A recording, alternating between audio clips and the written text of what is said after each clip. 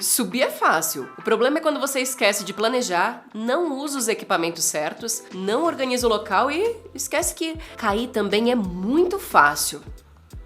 Ai.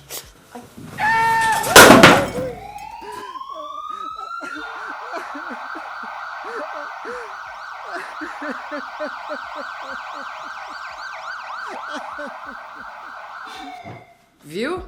Eu avisei. Trabalho em altura não é só para quem trabalha em andaime ou no telhado. Se a atividade é feita acima de 1,20 m e existe risco de queda, como em escadas, plataformas ou telhados sem proteção, já é trabalho em altura. E quando se trata de escada, principalmente essas do dia a dia, muita gente se machuca achando que não precisa de nada. Mas precisa, olha só. Se for usar escada portátil, a regra é clara. Ela tem que estar apoiada em piso firme e nivelado, travada corretamente, e quem sobe precisa manter 3 pontos de contato. Sempre. 2 mãos e um pé, ou 2 pés e uma mão. Nada de apoiar num tambor, numa grade, ou deixar a escada solta balançando. Agora, quanto às atividades em andaime, aqui a conversa fica ainda mais séria. Diferente da escada, o andaime envolve um conjunto de riscos maiores, e por isso as regras precisam ser seguidas à risca. Não existe improviso seguro quando se trata de andaime. Primeira regra: montagem, desmontagem ou movimentação só pode ser feita por profissional treinado. Nada de pedir para dar uma ajudinha rápida, porque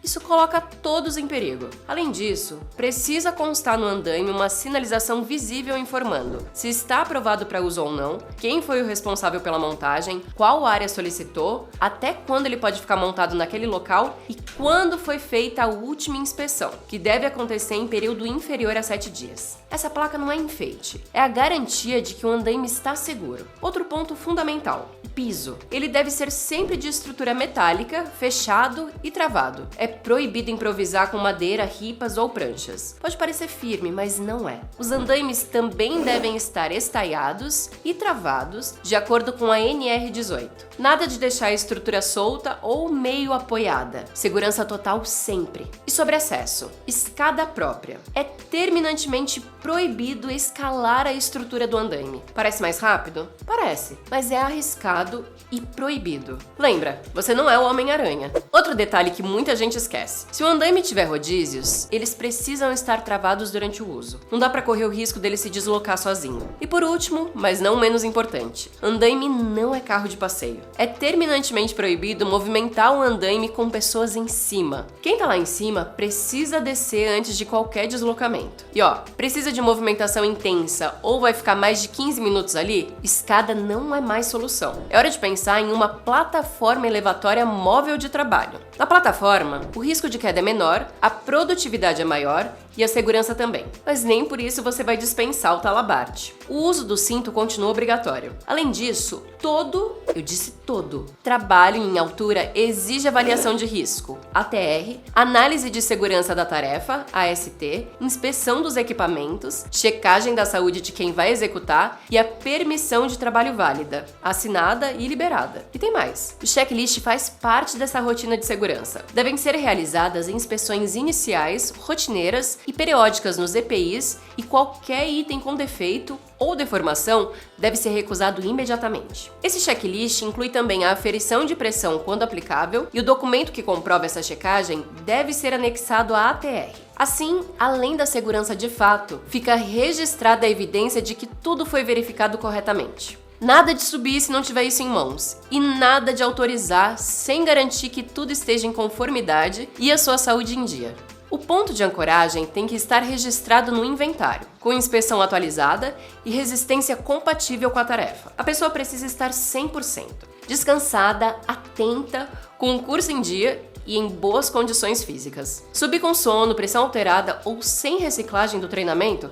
Sem chance. E aqui vale lembrar, segurança não é só de quem sobe, é da liderança, do time de SHI, da equipe de resgate e da empresa toda, contratados e efetivos. Cada um tem sua responsabilidade. Vai trabalhar em beiradas, telhado, laje ou qualquer área com risco de queda lateral? Guarda-corpo e rodapé. Se não tiver, precisa do sistema de proteção individual contra quedas. E aí vai por mim, o EPI sozinho não segura tudo. Ou o sistema é completo, ou não é seguro. E aqui vale lembrar, Vai usar alguma ferramenta em trabalho em altura? Então você precisa usar uma bolsa porta-ferramenta. Não se deve deixar alicates, martelos ou qualquer ferramenta no bolso ou presa no cinto. Qualquer objeto que cai de cima vira um projétil. Outra coisa, atividades em telhado e cobertura sobre chuva e ventos são proibidas. E se algo der errado, tem que ter plano de resgate. Gente treinada, equipamento disponível, tempo de resposta curto. E você só pode estar envolvido nisso tudo se tiver capacitação. Treinamento teórico e prático válido com reciclagem em dia. Subiu sem estar capacitado já começou errado. Trabalho em altura não aceita improviso. E eu sei, você sabe fazer o seu trabalho, mas às vezes aquele excesso de confiança machuca. Por isso, lembra do que eu falei lá no início? Cair é tão fácil quanto subir. Trabalho em altura é questão de planejamento, verificação, simulação, procedimento e, no fim das contas, o que garante que você desça com segurança é tudo aquilo que você fez antes mesmo de sair do chão.